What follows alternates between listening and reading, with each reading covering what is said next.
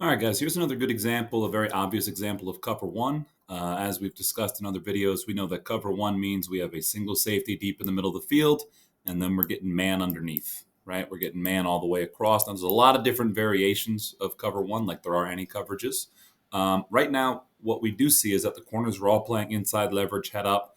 It doesn't look like we're getting a rat player or a robber player in the middle of the field, meaning if this guy were outside leverage and he was outside leverage slightly, we would expect them to have a player sitting in this middle area here trying to take away anything in breaking. But because we're getting head up or slightly inside leverage from these two slot defenders, it makes us think that that guy might not be there. They might not have that, which means we would expect a heavier blitz look. They might bring 5 or 6 now, depending on what the back does.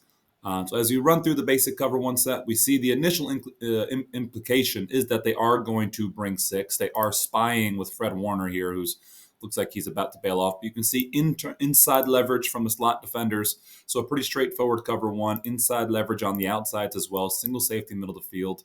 So very obvious cover one look. And then you can see Fred Warner is actually peeling for the back right now. Right, this guy's blitzing, and Fred Warner is making it look like he's going. Then he's peeling for the back. At higher levels of football, this is a very common variation of cover one, where what they're going to do is the guy who's on the back is going to make it look like he's blitzing, and then they're going to bring an extra hat from the other side, and that guy will fall off. And what they're trying to do is occupy the offensive line over here, and then blitz from the other side, so you can occupy a lineman without actually having to rush him. That's the idea right there.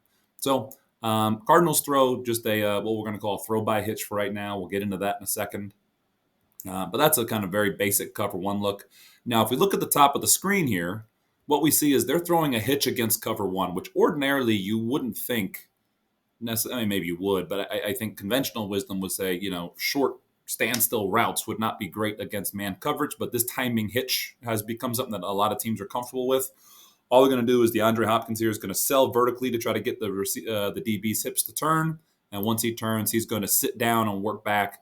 And then the timing on the quarterback has got to match that. So you can see Kyler Murray throws this ball specifically timed to that ball comes out. He's throwing that ball right now.